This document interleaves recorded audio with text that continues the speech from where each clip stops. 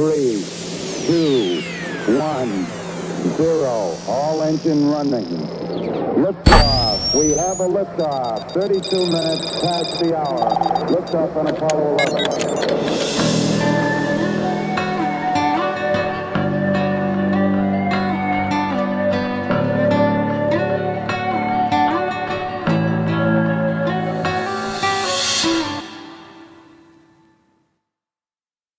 All right, welcome to Roots of Reality. I'm your host, Ben Baumann, and today I'm going to be talking about the history of pseudohistory.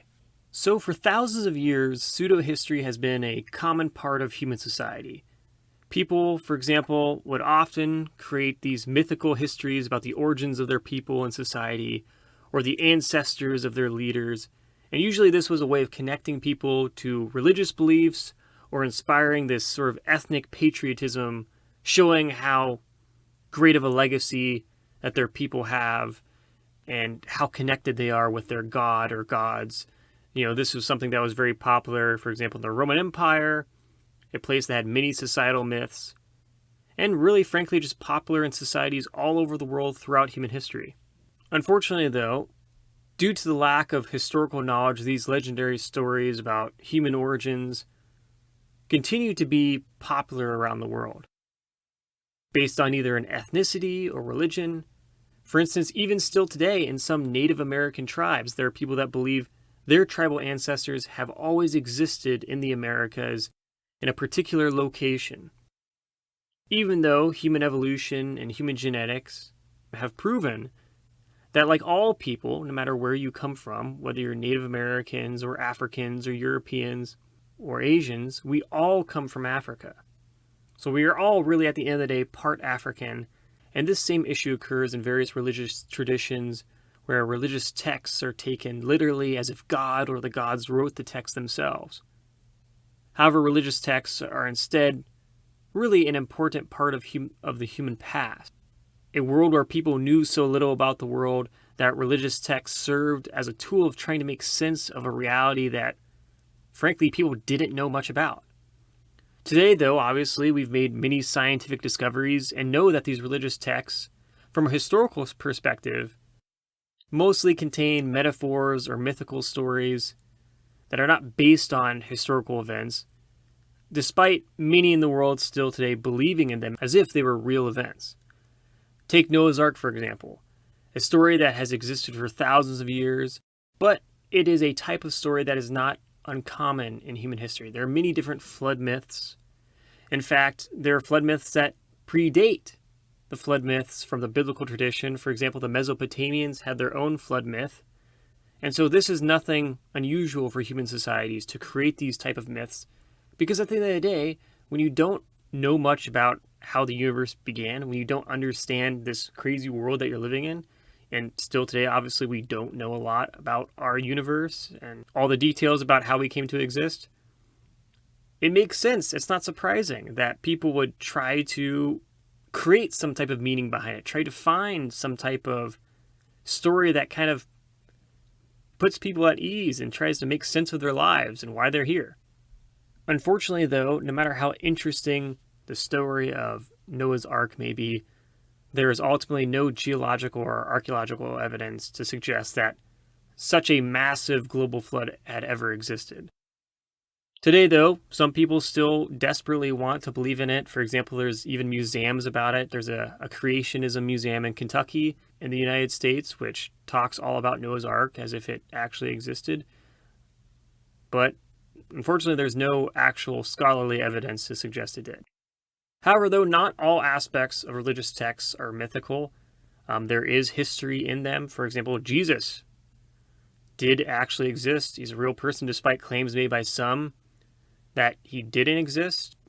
Alternatively, there are other examples of pseudo-history regarding the ancient world. For example, things like, oh, there was a super advanced civilization that had built pyramids instead of the Egyptians, that had this superior technology that even people today don't have, or, oh, ancient aliens actually built the pyramids, and none of these things actually have any historical evidence. These are beliefs that are fashionable just because they seem fun and entertaining, and scholarly history and archaeology can be kind of complex and, as a result, kind of boring and not exciting. But this idea of secret civilizations or ancient aliens, that really fixes the boredom problem, because it seems, miraculous, amazing, it's exciting. It makes you think about all these what ifs, and I understand for a lot of people that can be intriguing and interesting, but if we actually do care about understanding our history, we have to listen to people that study it for a living, these experts that dedicate their lives to studying ancient history and archaeology. So it comes down to whether people actually just want to believe in things in sort of this religious way where they blindly trust information they find online just because it seems fun to them, or if they actually just care about maybe the not as always exciting side, which is the more scholarly side. That's the question that a lot of people have to weigh in their minds, especially in this age of the internet where it's so easy to just start believing in anything. Today, though, the most controversial use of pseudohistory has been its use in the political sphere, which can in many ways be much more dangerous. A prominent example of pseudo-historical ideas which can affect public policy include the Communist Manifesto by Karl Marx and Friedrich Engels, which was written in 1848 and declared that socialism was destined to occur as soon as the people rise together to implement it. And this led to various socialist revolutions all over the world, which led to many socialist dictatorships around the world, which led to the deaths of millions and millions of people. And to this day, despite socialism never actually having a historically successful example in a society, socialism has become like a religion in itself for some people, as many political ideologies can become over time when people become so obsessed with them, believing that they are the true way and the true path. Now, it's not to say that socialist policies can't be implemented and cannot be successful. There's obviously some socialist aspects to many societies. But having a socialist government and society in the Karl Marx sense has so far not been successful nor really existed in the way that Karl Marx imagined. And there's no reason to think it magically will all of a sudden just because people keep trying. Additionally, other revisionist histories still occur to this day regarding dictators of the past have also been a problem. For example, in China, it has become popular to declare former dictator Mao Zedong, who was responsible for the deaths of millions of people, a hero. And in Russia, it is popular to declare the dictator Joseph Stalin a hero, despite him being also responsible for the deaths of millions of people. And to make matters worse, arguing that these leaders were not good leaders is today somewhat taboo in these countries because so many people have bought into this sort of cult-like worship of these figures. Finally, in the United States, there's been quite a bit of political drama regarding how people interpret the founders of the nation and the role of slavery in American history. For instance, the New York Times in 2019 created the 1619 Project, which at first glance appeared like a really neat project about the origins of slavery in the United States, which is an incredibly important subject. Unfortunately, though, the project ended up promoting a lot of pseudo-history about the origins of the nation, arguing things like a major cause of the American Revolution was slavery, despite there being no evidence for this at all. And in fact, the British Empire did not even abolish slavery themselves until the 1800s, which would kind of make it so it's nonsensical to have a revolution to preserve slavery when the nation that you would be revolting against still allows slavery. Additionally, it has to be noted that slavery and whether to preserve it was debated by the founders of the country, with many wanting to actually end the practice, but ultimately a compromise was made, right or wrong, to preserve it in order to try and preserve the Revolutionary War effort against the British Empire. And another giant mistake that the 1619 Project made when it came to producing this project is that the writers of the 1619 Project were not even historians themselves. They did consult historians, which is great, but they still promoted this fictional claim about slavery, even though they were told by historians that it was a false claim to make, but yet still decided to publish the claim anyway as if it was true.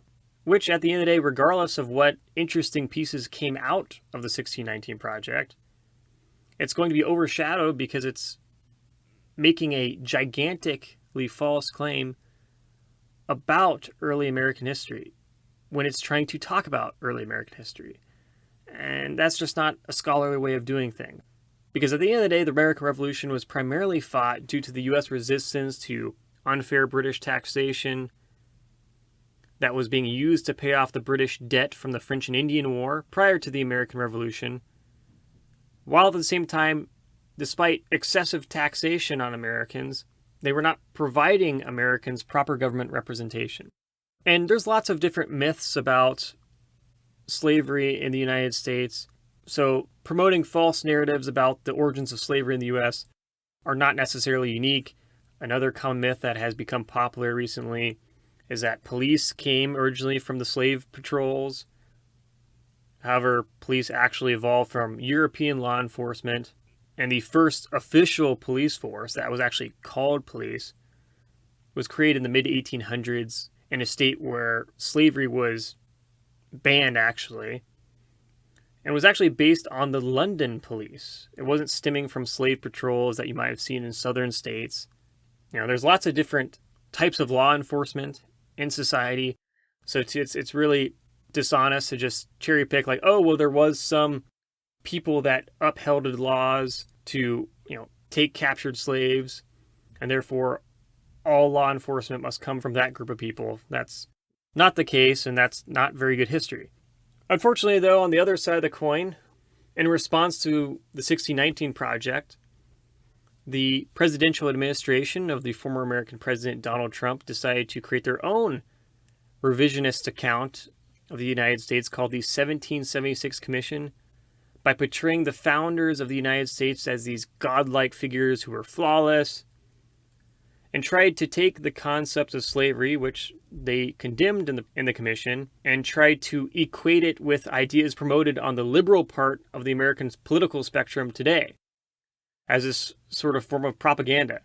It's one thing to not like particular ideas of a political party or a political viewpoint, but when you're trying to take clearly horrible historical subjects like slavery and make it seem like, oh, the political viewpoints of people today on this side of the political spectrum is just like the proponents of slavery, that's not good history either. That's just propaganda. Additionally, the Trump administration really tried to paint itself as this rightful successor to the founding fathers' legacy, as also this great presidential administration fighting for the betterment of the United States and promoting what they consider to be the true American patriotism in this kind of creepy way that is more similar to dictatorships from around the world than democracies. And unfortunately, they also made another crucial mistake, like the 1619 Project, in the fact that it wasn't written by historians also, and even worse than the 1619 Project, they didn't even consult historians. However, these two projects combined really do highlight a common issue when it comes to understanding American history and history in general, especially a topic like slavery, which is still today very contentious. And it's made worse because many people don't really know much about the subject. They learn a little bit in school, but not much. And then you get lots of politicians or very politically biased public figures or journalists talking about the subject as if they're experts, and then really kind of creating these polarized debates about the subject, where people then start believing in lots of very biased or misleading statements about slavery, which fit some sort of political narrative. For example, believing the U.S. was the first place to have slavery, even though the practice has existed for several thousand years and was practiced all over the world. Many also tend to forget or ignore that slaves that had come to the United States were originally captured by African slave trading kingdoms who had sold slaves to Europeans, a practice which had a long history in Africa even before the arrival of Europeans. Slave trading was, and the capturing of slaves and the taking of slaves was very common in Africa as it was all over the world. Now, the Europeans significantly increased the demand for slaves, but the practice was nothing new there. Or another example comes from the belief by some that before the arrival of Europeans that Native Americans were all living in peace, which was certainly not the case, given Native American tribes, like societies again all over the world, were conquering and enslaving each other because that was just how the world functioned. In fact, even after the arrival of Europeans, these tribes continued to fight each other and enslave each other, and even started enslaving Africans as well. And colonists, after their arrival, European colonists started enslaving Native Americans.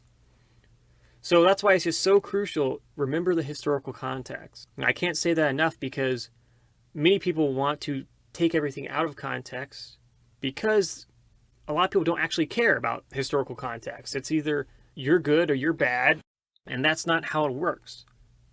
Now, that doesn't make things like slavery, and of course, in all societies at different times, there were people that knew it wasn't good. There were people that refused to take part because they knew it was bad. But still, many did. And so therefore, in the historical context, it wasn't unusual.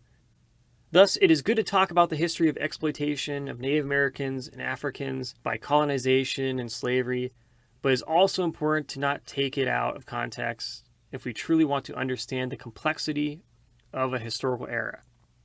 And this also goes for those who downplay the horrible things done by Europeans. Since obviously, Europeans did many terrible things to different tribes and people, and so that needs to be remembered. We should not forget all the land that was stolen from Native Americans. We should not forget all the, villages that might have been burned down or where people were massacred. And this also, again, is not to say that Native American tribes didn't burn down villages of Europeans or massacre villages either. Because in the context, this was war. That was what was going on. Tribes were doing this before Europeans arrived, and when Europeans arrived, tribes and Europeans did this, as well as tribes were fighting each other, aligning with different European settlements and colonists. This was just the way of the world. It's complex, and we have to embrace that complexity if we truly want to understand the history of that historical era. Or another example comes from attempts by former slave states in the modern world, like Texas, who have historically tried to pretend that slavery was not the main cause of the American Civil War, which, of course, it was. And if you try to say it wasn't because it was about states' rights, for example, that's a common argument against slavery being the cause. But in reality, if it was about state rights, it was because it was about the state right to own slaves. And this, again, is another common myth that is promoted, but the consensus of Civil War historians, the war was about slavery. And so this really hits at a major issue in society today, and that is people not wanting to feel bad about what has happened in the past. But none of us were in the past. That's why it is the past, because it's just human history at the end of the day. So politics and pseudo-history tend to go hand in hand. There's a lot of people that want to create a fictitious history for political purposes. I'll give one last example here because it's a little bit different than the other ones that I've been talking about. And this one comes from the Second Amendment of the United States Constitution.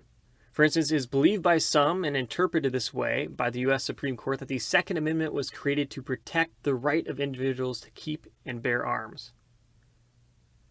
Now, regardless of what a person thinks about gun ownership in general, this particular interpretation of the Second Amendment is really a very modern one, not a historical one. Historically, until recent years, the consensus of scholars and judges have been that the Second Amendment protects only an individual's right to bear arms as part of a regulated state militia for self-defense. And this is still the consensus of historians today and constitutional scholars. And ultimately because we have to understand what the purpose of the Second Amendment was. It was meant for states to be able to protect themselves from a tyrannical federal government, if they needed to. No one meant a group of random armed individuals, because if we're going to be realistic, A group of a bunch of random people with guns is not going to stand a chance against an actual federal government military, if there ever was one that was trying to, implement this dictatorship against citizens of the country. While a regulated state militia would be much better prepared at defending people from a state against government tyranny.